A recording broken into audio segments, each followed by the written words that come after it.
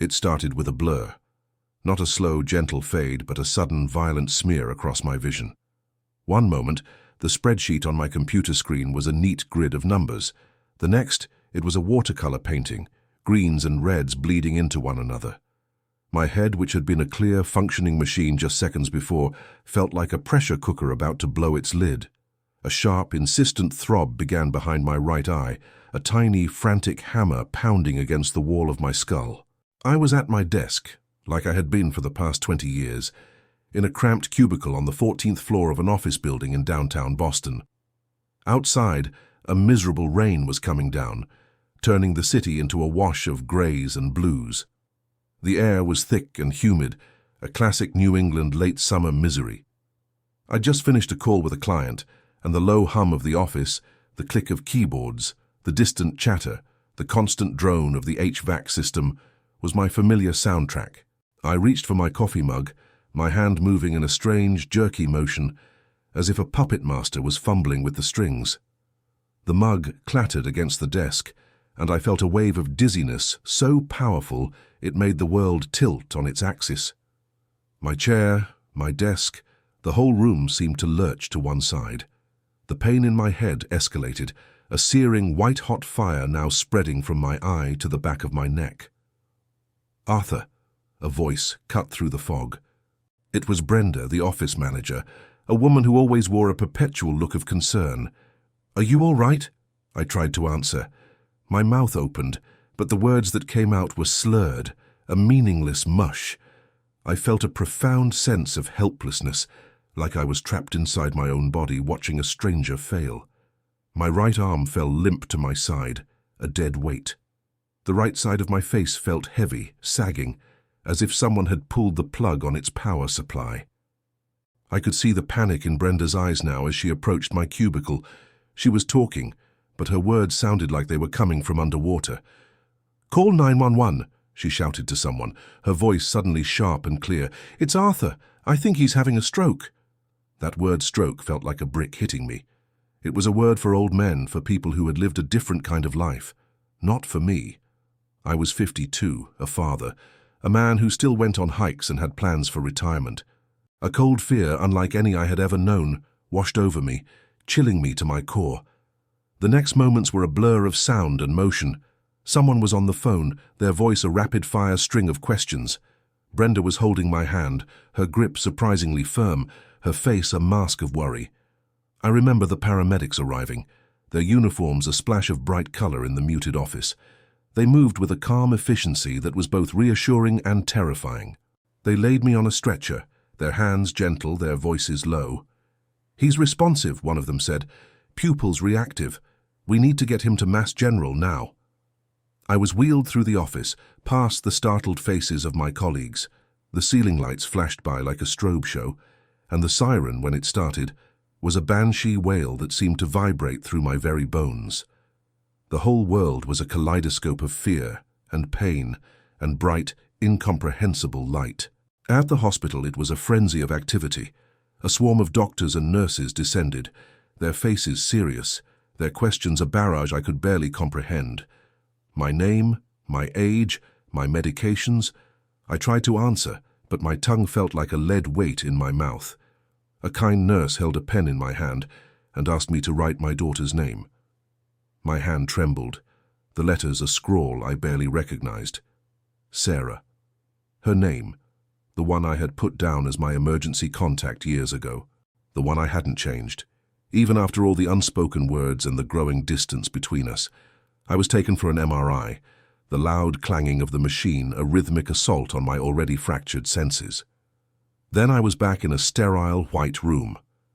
A kind, middle-aged doctor with a weary smile leaned over me. "Mr. Campbell, you've had an ischemic stroke," he said, his voice quiet. "A clot blocked blood flow to your brain. We've administered a thrombolytic. Now we wait." He checked his notes. "We've tried calling your emergency contact, your daughter, Sarah. We left a message. Do you have anyone else we should call?" A lump formed in my throat, a hard, painful knot of hope and dread. I could almost picture Sarah, her bright, intelligent eyes, the way she used to laugh. It had been too long since I'd heard that laugh. She was a busy architect in New York, a whirlwind of a woman who had no time for her old man's sentimentalities. But this was different. This was an emergency. I told myself she would come. She had to. "No," I managed to say, the word a struggle. "She'll come." The doctor nodded, a look of compassion in his eyes. He probably saw this 100 times a year, families fractured, a medical crisis forcing them to confront the cracks. I closed my eyes, the exhaustion of the past few hours finally catching up to me. The world had gone from a structured, predictable grid to a chaotic mess. My body was betraying me. But I held on to that one hope, that one sliver of light. Sarah. She would come. She was all I had left. And for the rest of that long, silent night, that was all I could think about. The sound of my phone ringing in her pocket, the message from the doctor, the sound of his voice explaining what had happened, the urgency. I clung to the image of her rushing to the train station, a frantic taxi ride to the hospital, her face, a mix of worry and relief as she saw me. I held onto it with everything I had. It was the only thing that made the cold, sterile room feel a little less lonely. The hours bled into one another, marked only by the coming and going of nurses, the beeping of machines, and the slow, creeping dread that settled in the pit of my stomach. The room was cold, the air smelling of antiseptic and something vaguely metallic. A IV drip was in my arm, a thin plastic tube pumping fluids into my bloodstream. My right side still felt alien, a heavy, unresponsive limb that was no longer a part of me. My mind, however, was in a strange state of hyper-awareness. I couldn't move much, but I could think. And all I could think about was the phone I had last seen on my desk, the one that the hospital must have found and used to call my daughter. I imagined her receiving the call, a pause in her busy day, a moment of shock, and then the hurried questions. Where is he? Is he okay? The silence was the worst part. Every time the door to my room opened, my head, my good side anyway, would turn with a jolt of anticipation. But it was always a nurse to check my vitals, a doctor making a round, or a cleaning crew member with a mop bucket. The footsteps were never the frantic, hurried steps of a worried family member. The voices were never the familiar, soft tones of my daughter. I tried to tell myself she was on a flight. She was in a meeting. She was in the middle of a major project and couldn't be reached. I came up with 1,000 different scenarios, each one a flimsy shield against the painful truth that was beginning to dawn on me. She wasn't coming. Not yet, anyway. Dr. Chen, the same doctor from before, came in again, his face a mix of professional calm and genuine concern. He was the one who explained the full scope of what had happened. The good news is, we caught it early. The thrombolytic seems to have worked well. You've avoided major damage. But you have a long road ahead of you, Mr. Campbell. Physical therapy is key. You'll need to learn to walk again, to use your hand. It's not a small thing. I nodded, feeling a wave of exhaustion. What about my daughter? I managed to ask, the words still a little slurred. Did she call back? Dr. Chen's expression softened. Not yet, Mr. Campbell. We've left a second message. The nurse at the front desk told me she tried her cell phone and her office number. My heart sank. A second message. The hope I had been clutching so tightly began to fray at the edges. A cold, hard stone of abandonment began to form in my chest. I felt a wave of shame, too. It wasn't just that she hadn't come. It was the fact that I had believed with such conviction that she would. I was a fool. I looked out the window. The rain had stopped, and the early morning sun was just beginning to break through the clouds, casting a weak, watery light over the city. The streets were wet and glistening, the world outside moving on without me. I felt like a ghost, an observer in a life that was suddenly not my own. I thought about the last time I had seen Sarah. It was a year ago for my birthday. She had come home, but the visit was strained, the conversation filled with polite silences and forced laughter. She was successful. She had a life, friends, a world I knew nothing about. I was just her father, a relic from a past she seemed determined to outrun. We'd had a disagreement about something small, something I can't even remember now. A stupid argument about her choosing to work on a weekend instead of coming to a family dinner. But it had spiraled, fueled by months of unspoken tension. I had said something cruel, something about her prioritizing her career over her own family. She had left early, her goodbyes cold and distant. We hadn't really spoken since. A text on Christmas, an email on my birthday. That was it. I had convinced myself that she was just busy, that we would reconnect when the time was right, that a father-daughter bond was something that couldn't be broken. But here I was, lying in a hospital bed, the emergency contact she had given to her own father, now a symbol of our mutual failure. My brother Mark came to mind, my younger brother. We had our own history, of course, a million squabbles and shared tragedies. But we were family in a different way. He was the one I always knew would show up. But he lived 3 states away in Ohio. I hadn't given the hospital his number. It had never occurred to me. I closed my eyes, a tear escaping and tracing a hot, lonely path down my cheek. The pain in my head was nothing compared to the pain in my heart. The physical paralysis of my right side was a stark mirror of the emotional paralysis I felt, the inability to bridge the gap between myself and my daughter. I was alone, truly and completely alone, and the silence from her phone was the loudest thing in the world. The door to my hospital room opened again. I didn't even bother to look. It was probably just another nurse with another set of forms to fill out, another meal I wouldn't eat, another check of my blood pressure. The exhaustion had settled deep into my bones, a heavy, suffocating blanket. "Arthur," a voice said. It wasn't the kind, professional tone of a nurse. It was gruff, familiar, a little rough around the edges. It was a voice that belonged to my youth, to scraped knees and stolen cookies and late-night talks on the front porch of our childhood home. I slowly turned my head, my stiff neck protesting the movement. Standing in the doorway holding a brown paper bag from a diner was my brother, Mark. His face was a roadmap of a life lived hard, deep lines around his eyes, a grizzled beard, and a kind of weary strength in his posture. He was wearing a faded denim jacket and a baseball cap pulled low over his eyes. He looked tired, like he'd been driving all night. For a moment, I couldn't speak. A rush of emotion, a wave of relief and shame washed over me. I wanted to cry. I wanted to laugh. I wanted to get out of the bed and hug him. "You look like hell," Mark said, a small, wry smile on his face. He walked into the room, pulling a plastic chair closer to the bed. He set the paper bag down on the bedside table. "Got you a coffee, black. Just how you like it. The hospital stuff is always swill." "Mark," I managed to say, my voice still slurred. How did you know?" "Brenda," he said, pulling up the chair and sitting down. "The office manager. She called me, said the hospital had been trying to get a hold of Sarah, but she hadn't responded. She remembered me from that Christmas party a few years back, the one you dragged me to, and I complained about the whole time." My mind raced. Brenda, she remembered him. The sheer improbable luck of it all. "You came all the way from Ohio." Mark shrugged, as if it were the most natural thing in the world.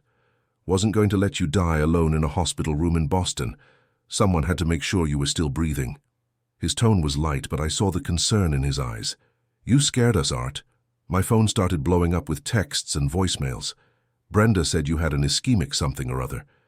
He leaned forward, his elbows on his knees, and looked at me, really looked at me with a searching gaze. "What's going on with you and Sarah?" he asked, his voice low. The lump in my throat returned. I tried to swallow it down. "I don't know," I said, the words feeling like ash. "We haven't been close. For a while. A stupid fight. A year ago. I thought she'd come. When the doctor called, I thought she'd drop everything." Mark let out a long sigh and ran a hand over his tired face. "I tried calling her too on the drive over. Voicemail, sent her a text message, nothing." He shook his head. "I don't get it, Art. She's your only kid. Family's supposed to be there for each other. Tell me about it," I said, the bitterness heavy in my voice. "Hey," Mark said, his voice now firm. "Don't go down that road. Don't start telling yourself she doesn't care. We don't know what's going on. Maybe her phone's off. Maybe she's on a project in the middle of nowhere. Don't assume the worst." But it was too late. The worst had already been assumed. The cold silence of the past 24 hours had already done its damage. The fact that my brother, who lived states away, had been notified by a colleague and had dropped everything to come, while my own daughter, who lived just a few hours away, hadn't even bothered to call back. It spoke volumes. It was a gaping wound. He took a sip of his own coffee from a small paper cup. "So, the doc said you'll be here for a bit. We'll get a hotel. Stay close. I'm not going anywhere." "You don't have to do that, Mark," I said, a wave of guilt washing over me. "You have your own life." "My life can wait," he said, meeting my gaze. "You're my brother. That's what we do. We show up. We always have." The truth of his words hit me with the force of a physical blow. We always had. Through my messy divorce, through the death of our parents, through every crisis, Mark had been there. He was the constant, the immovable rock in my life. And yet, when the hospital had asked for an emergency contact, I had given them Sarah's number, because I wanted to believe that she was the one I could rely on. I had pushed Mark to the side, taking his loyalty for granted. A nurse came in, her face a question mark as she looked at Mark. "I'm his brother," he said, before I could introduce him. "Mark Campbell."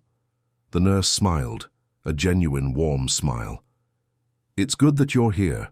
We've been trying to get a hold of his family. He's got a long road ahead of him. It helps to have someone with him." As she walked out, I looked at my brother, the man who had driven all night to sit with me in a cold, sterile room. The man who wasn't my emergency contact. The man who was here regardless. The feeling of abandonment from my daughter was still a raw ache, but now it was tinged with a new emotion, a profound, overwhelming gratitude for the brother who showed up when no one else did. The next few days were a blur of doctor's appointments, physical therapy sessions, and Mark's quiet, steady presence. The hospital was a world unto itself, a place where time seemed to slow down, where the most mundane actions, drinking a glass of water, trying to tie my shoes, became Herculean tasks. My right arm and leg were sluggish, unresponsive, as if they were made of stone. The simplest movements required a level of concentration and effort that left me drained and exhausted. My physical therapist, a no-nonsense woman named Maria with a kind smile, was a relentless drill sergeant. She made me do exercises that felt impossible, lifting a small red ball with my paralyzed hand, bending my knee, standing on my own 2 feet. "Come on, Arthur," she'd say, her voice firm but encouraging. "Just a little more. You can do it. The brain is an incredible thing. It can rewire itself, but you have to give it a reason to." I would grimace, beads of sweat breaking out on my forehead from the sheer effort. My body would tremble, but I would try. And every time I got discouraged, every time I felt the deep burning frustration of my own failure, Mark was there. He would sit in the corner of the small therapy room, watching, a quiet spectator. He never said much, but his presence was a constant source of strength. He would bring me a bottle of water, a fresh cup of coffee, or a joke to lighten the mood. One afternoon, I was trying to walk down the hallway with a walker.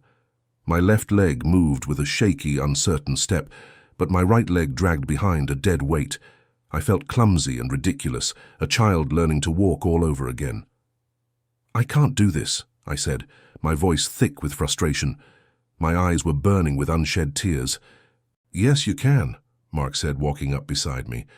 He didn't offer to help, he just walked with me, his own steps confident and steady. "You think I learned how to drive that old Ford with a broken transmission on the first try? Took me a dozen tries. You gotta fail before you get it right. You gotta fall before you can get up." His words were simple, but they resonated. He wasn't giving me platitudes. He was giving me his own history, his own failures. Mark had always been a tinkerer, a mechanic. He knew how to fix things. He was fixing me in his own way, one small piece at a time. In the evenings, after the therapy was over and the nurses had done their rounds, Mark and I would talk. We talked about everything and nothing. The old neighborhood, our parents, the time we stole a hubcap from a car and tried to use it as a frisbee. He told me about his life, too. His job as a foreman, his new dog, his latest project, restoring an old vintage motorcycle. He talked about his struggles, the small moments of his own life that felt monumental in a hospital room. The one topic we circled around, but never fully confronted, was Sarah. I would bring it up, a small tentative question. Did you ever hear from her?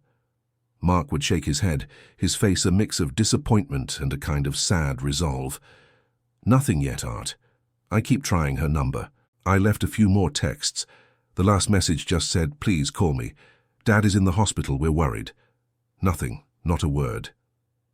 The pain of her silence was a constant presence, a dull ache that never went away. It was a new limb, a phantom pain that was worse than the numbness in my right arm. It was a mystery I couldn't solve. The questions haunted me. Why? Was she angry? Did she hate me? Was she just a cold, heartless person? I didn't want to believe that, but the evidence was overwhelming. My own daughter had chosen to ignore the fact that her father had almost died.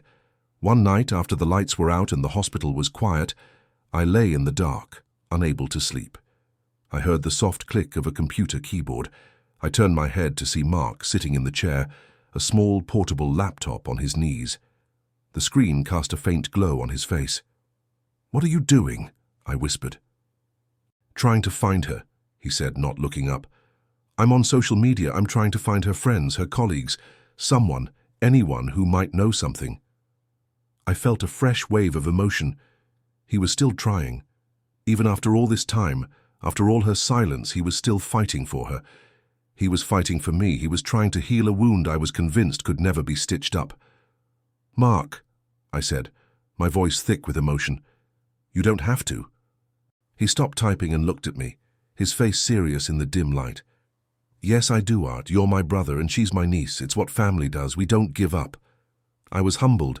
My brother, my stoic, quiet brother, was more of a father to my daughter than I was.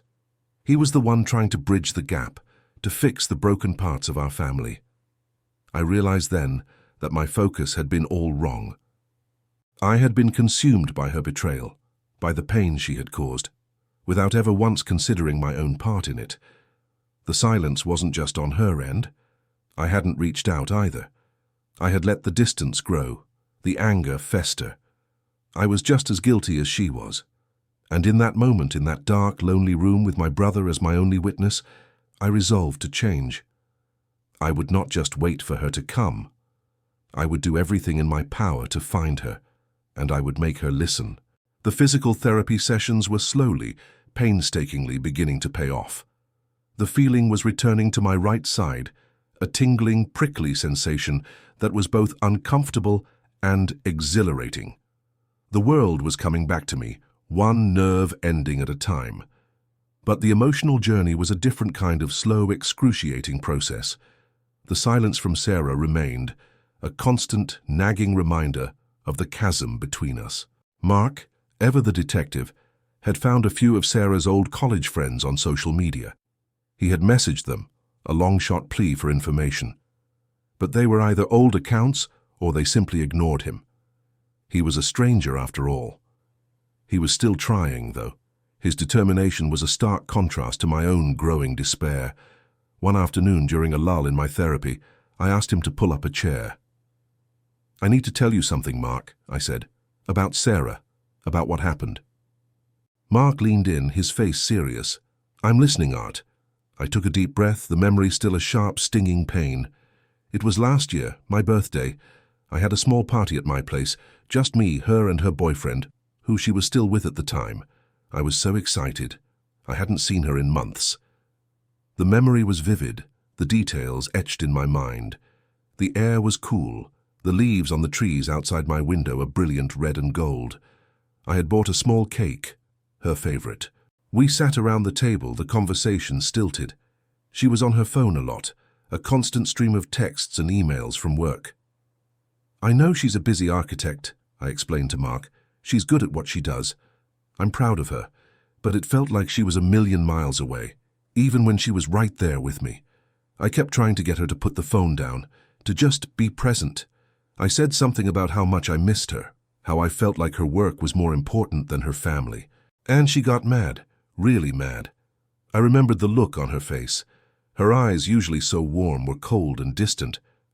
"Dad, my work is my life," she had said, her voice tight with anger. "It's what I've worked my whole life for. My life isn't just about coming home to see you. I have responsibilities, I have a career. You have no idea what it's like." The words had cut me to the bone. They weren't just about her job. They were about the whole of her life. The implication was clear. I, her father, was no longer a part of it. I was a relic of the past, an anchor holding her back. And I said something I shouldn't have, I confessed, my voice barely a whisper. Something horrible. I told her that all her work, all her success would mean nothing if she had no one to share it with. I said she was going to end up alone, a hollow success. Mark was silent for a long moment, a grim expression on his face. "Geez, Art," he said finally. "That was low. That was really low." I nodded, the shame burning in my chest. I know, the words just came out. It was all the anger and the disappointment I had been holding in for months, all the years of feeling like she was drifting away. It was a dirty thing to say. I knew it the moment I said it. "And what did she do?" Mark asked. "She just looked at me, didn't say a word, just picked up her purse and left, didn't say goodbye, didn't say a word, just walked out the door and got in a cab. I haven't seen her since." I paused, thinking about that last moment. The slam of the front door, the hollow sound of my own words, hanging in the air. The silence that followed. I had called her. I had left her a message, an apology. A half-hearted one, maybe, but I had called. She hadn't responded, and after a week I stopped trying. My pride, my own wounded ego had gotten in the way. I had convinced myself that she had to come to me. I had convinced myself that I was the one who was owed the apology. "I was waiting for her to come back," I said, a bitter laugh escaping me. "I was waiting for her to say sorry, for a year, a whole year I've been waiting." Mark leaned back in his chair, a look of tired understanding on his face. "Pride's a hell of a thing, Art. It can keep you warm at night, but it can also leave you cold and alone." His words were a gut punch. He was right. My pride had been a shield, a protection against the vulnerability of reaching out to my daughter, but it had also been a wall, keeping us apart.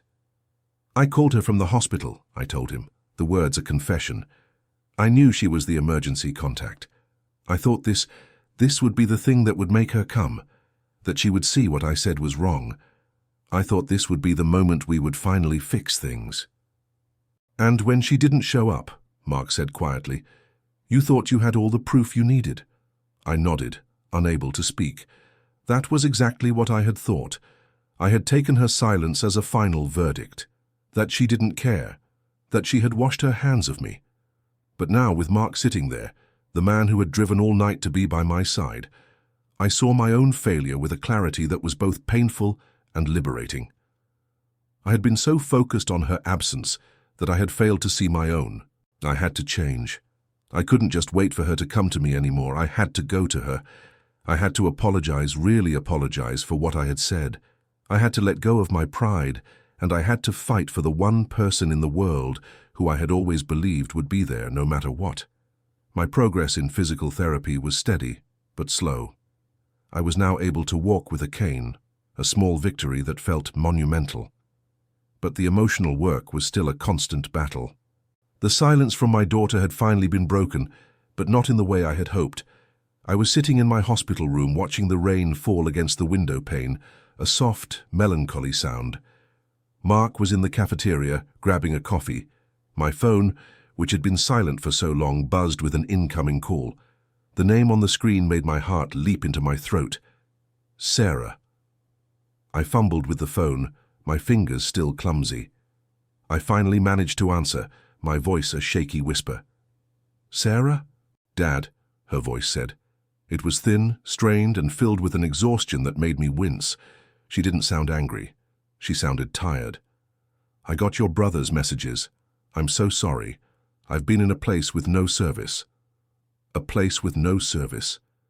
I tried to process the words, 1,000 different questions swirling in my mind. Where had she been? Why didn't she let anyone know? Why had she just vanished?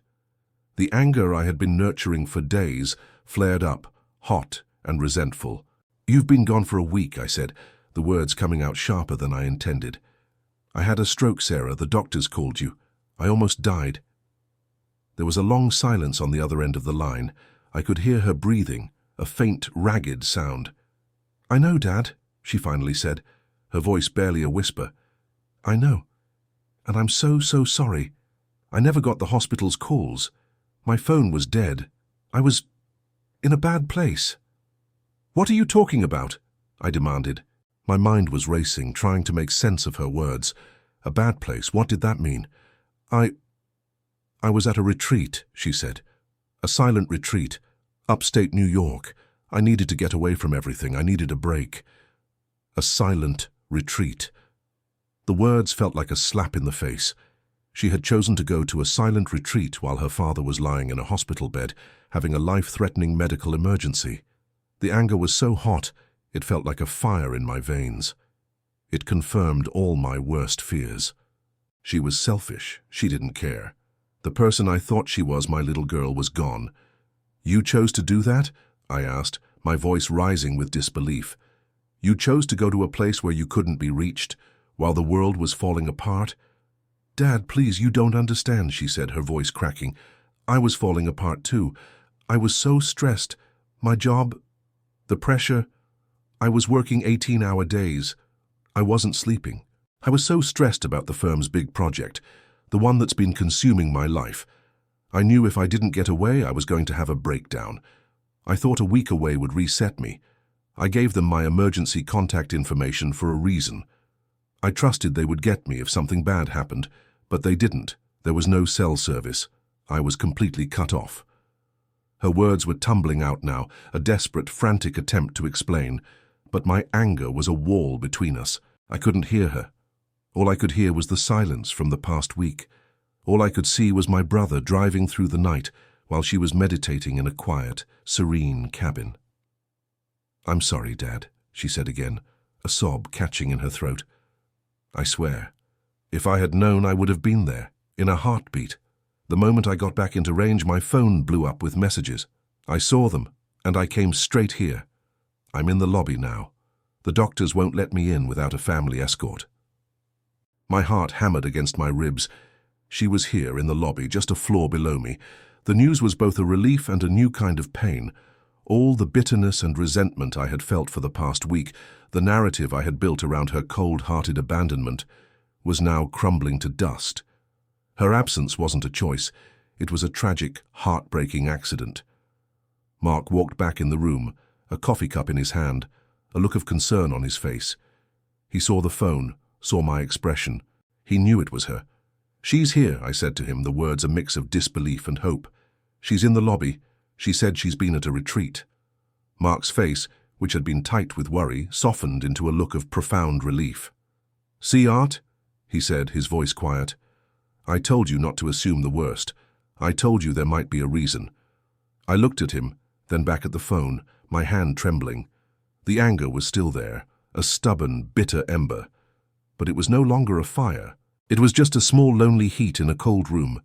The real challenge wasn't her absence. It was my own refusal to believe in her. I had to let go of my pride. I had to meet her, not with anger and accusation, but with an open heart. "Sarah," I said into the phone, my voice softer now. "I'm sorry. I shouldn't have been so angry. Come on up. The nurses will let you in. Just ask for Arthur Campbell." I hung up the phone and looked at Mark. He gave me a small, encouraging nod. The air in the room, which had been so heavy with unspoken words, now felt a little lighter. She was coming. The moment I had been waiting for, the moment that had been the backdrop to my entire week of pain and recovery, was finally here. But I knew, with a certainty that settled deep in my bones, that the hardest part wasn't over. It was just beginning. The minutes that followed felt like an eternity. I sat in my hospital bed, my heart pounding in my chest, a whirlwind of emotions swirling inside me. Fear, anxiety, a desperate hope. Mark stood by the window, giving me space, his quiet presence a source of comfort. The door to the room finally opened, and in walked my daughter. She looked different. Her eyes, usually so bright and full of life, were tired and red-rimmed. Her face was pale, and she looked thinner, as if a great weight had been lifted from her, only to be replaced by a greater one. The last time I saw her, she was a whirlwind of energy. Now she was a ghost of that person, a tired, weary woman. She carried a small, worn backpack on her shoulder, as if she had just come from a long journey. She looked at me, her eyes filling with tears. "Dad," she whispered, her voice choked with emotion. I couldn't speak. The sight of her, the reality of her being here after all the silent, agonizing hours was too much. The carefully constructed wall of my anger, the one I had built brick by brick with every passing hour of her silence, came crashing down. The truth of her words from the phone call, the exhaustion in her face, the palpable grief, it was all there, a testament to her own struggle. She ran to the bed and wrapped her arms around me, her hug so tight it almost took my breath away.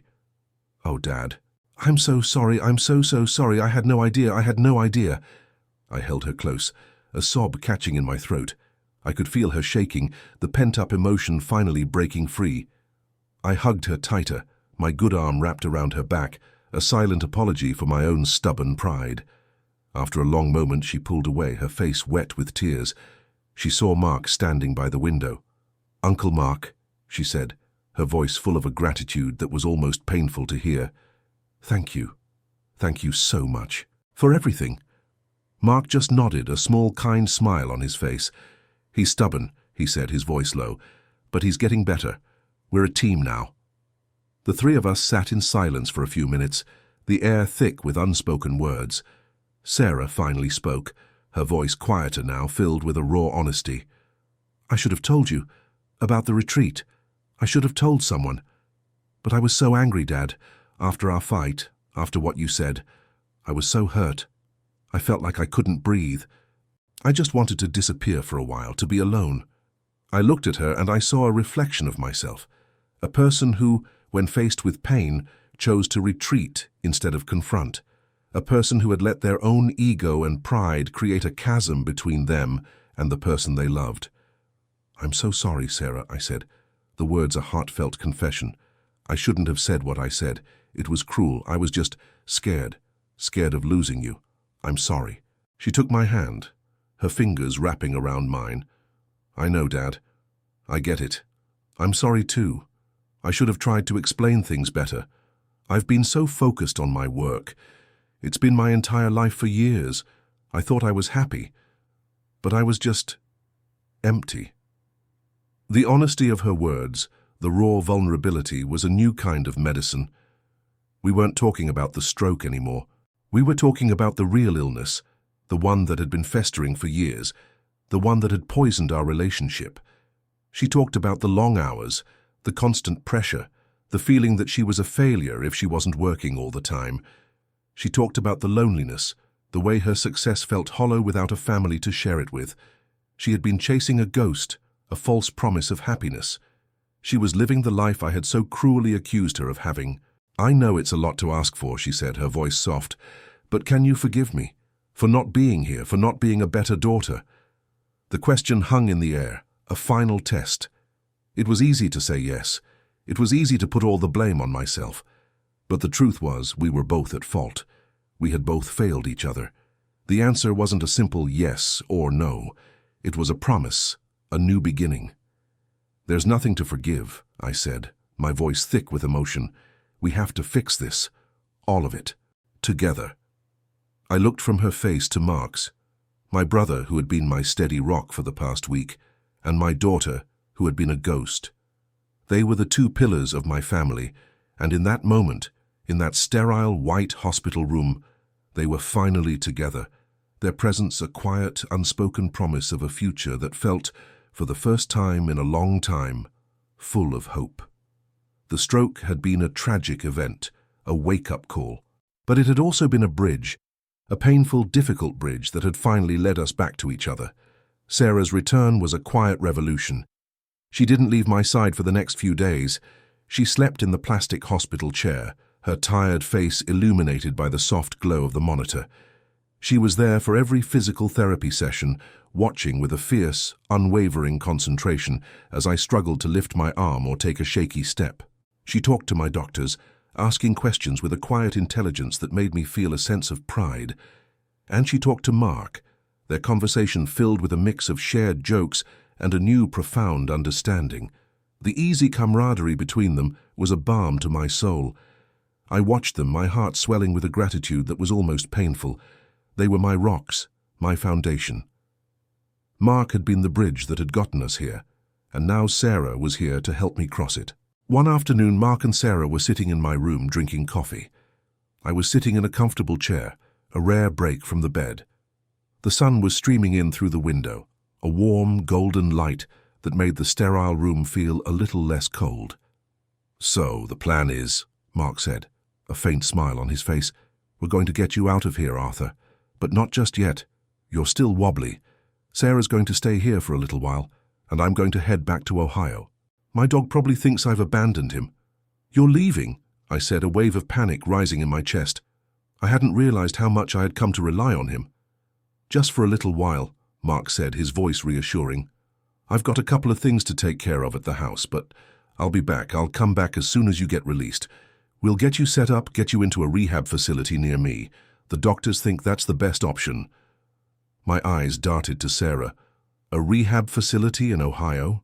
She had a life, a career in New York. She couldn't just drop everything. "I've already looked into it, Dad," she said, as if she had read my mind. "The doctors here said it was the best place for your recovery. They have a great program for stroke patients. I can work from home for a few months. The firm has a satellite office in Columbus. I can do it." I looked at her, my mouth agape. She was willing to put her life, her career, on hold for me. The same career she had fought so hard for. The same career I had so cruelly used against her. "Sarah," I said, my voice thick with emotion, "you can't do that. You can't just uproot your life." "Why not?" she asked, her voice quiet but firm. "You're my family, Dad. You're my priority. My success doesn't mean a thing if you're not there to see it. You told me that. And you were right." Her words were a final, stunning blow. The wound I had inflicted on her, the pain I had caused, was now a mirror of her own love and devotion. She was doing for me what I had so selfishly wanted her to do for so long. She was putting me first. We talked for hours that day, the three of us, about the future, about my recovery, about the plan to move me to Ohio, about the small, mundane details of our new life. The conversation was easy, natural, a stark contrast to the strained silences that had been our normal for so long. We were a family again, not just in name but in action. We were rebuilding our foundation brick by brick, with every shared smile, every word of encouragement, every cup of bad hospital coffee. "I should go," Mark said finally, looking at his watch. "I've got a long drive ahead of me, but I'll call you as soon as I get home." He hugged me, a long, firm embrace that spoke volumes. "You're going to be okay, Art," he whispered in my ear. "We're all going to be okay." And as I watched him walk out of the room, a tired but resolute figure, I knew he was right. I was not alone. I had a daughter who had found her way back to me, and a brother who had never left. The stroke had been a terrifying, life-altering event, but it had also been a gift, a painful, difficult gift that had taught me a lesson I had needed to learn for a very long time. It had taught me what family truly meant. The next few weeks were a relentless cycle of physical therapy, doctor's visits, and the gradual, painstaking process of my recovery. Sarah was my constant companion. She helped me with my exercises, her patience a stark contrast to the frustration that would often well up inside me. She helped me walk, her hand a steady support as my right leg struggled to find its rhythm. She cooked me meals, she read to me, she listened to my stories from work, and she told me about her life. We talked about everything, from her dreams of building sustainable housing to her complicated love life. We were rebuilding our relationship, one conversation at a time. The old chasm of silence and resentment was being filled in with new memories, new understandings. I was learning who my daughter was, not just who I wanted her to be, and she was learning who I was, a man who, like her, had been so focused on his work that he had neglected the one thing that truly mattered. One day, as I was working on an exercise with my right hand, trying to stack a series of small blocks, I felt a surge of frustration. My hand trembled, the blocks clattering to the floor. "I can't do this," I said, my voice thick with frustration. "Yes, you can," Sarah said, her voice quiet and firm. She didn't scold me. She just knelt down and started picking up the blocks. "It's just like building a building, Dad. You have to start with the foundation. The foundation is wobbly, and it's going to fall a few times. But you have to keep trying. You have to build it brick by brick." Her analogy was perfect. She was using her own language, her own experiences, to connect with me. She wasn't just my daughter. She was a professional, a builder. And she was building me, a new, better version of me from the ground up. In between therapy sessions, Mark would call. He would check in on my progress, his voice filled with a quiet satisfaction. He had already begun making preparations for my move. He had found a great rehab facility near his home. He had talked to my doctor, and he had even started clearing out a spare room in his house for me. "I've been talking to your financial advisor," he said one day on the phone. "We're going to get your affairs in order. We're going to get you set up for a comfortable recovery. You just focus on getting better, Art. We've got the rest." I felt a profound sense of relief. I had always been the one in charge, the one who took care of everything. But I was broken now, and for the first time in my life, I was letting someone else take the reins. It was a humbling, but also incredibly liberating experience. The day finally came for my release from the hospital. Mark had driven all night to get back to Boston. He was waiting for us in the lobby, his face a mix of exhaustion and a broad, happy smile. Sarah was by my side, helping me walk with my cane. "Look at you," Mark said as he wrapped me in a bear hug. "I knew you had it in you, Art. The Campbell stubbornness always pays off in the end." I laughed, a sound that felt rusty from disuse. The three of us walked out of the hospital, a small, tired but happy trio. The world outside felt new, alive. The air was crisp and cool, a beautiful fall day. It was a far cry from the miserable, rainy day that had started all of this. We drove back to my house. Mark and Sarah had already been there, and they had cleaned it, organized it, and stocked the fridge with food. The house, which had felt so empty and lonely, was now filled with the warmth and laughter of a family reunited. That night, as I sat on my couch, I looked at my house, at my brother and my daughter, and a deep, profound sense of gratitude washed over me. I had come so close to losing everything: my health, my independence, my daughter. But I had gained something too, a new appreciation for the people who had stood by me, a new understanding of the love that had always been there, a love that had just been buried under a thick layer of pride and unspoken resentments. The road ahead was still long. My recovery was far from over, but for the first time in a very long time I wasn't scared. I wasn't alone. I had a brother who had crossed a country to save me, and a daughter who had found her way back to me. They were my future, my recovery, my new, better life. And I knew with a certainty that settled deep in my bones that with them by my side I could do anything. My life in Ohio was a testament to the power of a second chance. The rehab facility was challenging, the physical therapy sessions rigorous, but every day I felt a little stronger, a little more in control. Sarah had moved into a small apartment nearby, and she would visit me every day after work. We would talk for hours, our conversations no longer stilted, but easy and full of a quiet intimacy that we had never had before. Mark was a constant presence. He would come by the facility in the evenings, bringing me a good cup of coffee or a newspaper. He would listen to my frustrations, celebrate my small victories, and remind me of the progress I had made. He had fixed up his spare room, a small, cozy space that felt like a sanctuary. He had even installed a few handrails in the bathroom, a small, thoughtful gesture that made me feel safe and cared for. One evening, Mark and Sarah came to the rehab center together. It was a Friday, and the place was quiet. We were sitting in the small, sterile lounge, the three of us, a quiet island of family in a sea of strangers.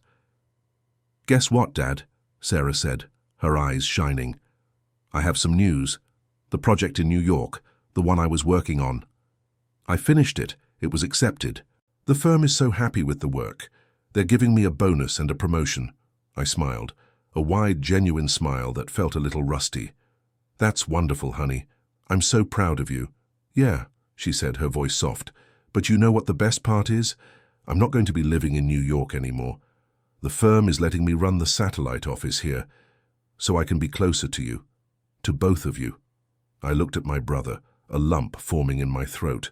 He was smiling, a tired but happy smile, a look of profound relief on his face. He had orchestrated this, I knew. He had been the one to talk to her about the possibility, to pull the strings in the background. "She's a good kid, Art," Mark said, as if I hadn't known it all along.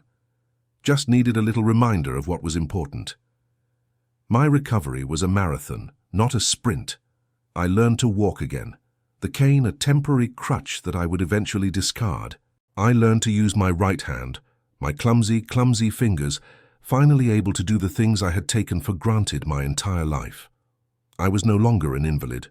I was a survivor. The day finally came when I was released from the rehab facility. Mark and Sarah were there to pick me up. We drove to Mark's house, my new home. It was a modest but cozy place with a big yard and a porch swing. It was the kind of place where you could sit on the porch in the evening and watch the stars. That night, the three of us sat on the porch, a quiet, comfortable silence between us. The air was cool, the crickets were chirping, and the moon was a silver sliver in the dark sky. We had come so far, from a sterile hospital room to a front porch in a quiet Ohio town. "I'm sorry, guys," I said, my voice thick with emotion, "for all of it, for being so stubborn, for not seeing what was right in front of me." Sarah took my hand, her fingers intertwining with mine. Mark put a hand on my shoulder. "No more apologies, Dad," Sarah said. "We're all here now, that's all that matters." "She's right, Art," Mark said. "No more looking back, just forward. You have a new life, a new chance, and this time you're not doing it alone, you've got us." I looked at them, my two heroes, my brother and my daughter. The stroke had been a tragic, life-altering event, a wake-up call that had shaken me to my core. But it had also been a gift, a painful, difficult gift that had led me to this moment, to this quiet, beautiful night, surrounded by the people I loved more than anything in the world. I had been given a second chance, a chance to rebuild my life, to mend my family, and to learn what it truly meant to love and be loved in return. The road was still long, but I knew, with a certainty that settled deep in my bones, that I had all the help I needed. And that was all that mattered.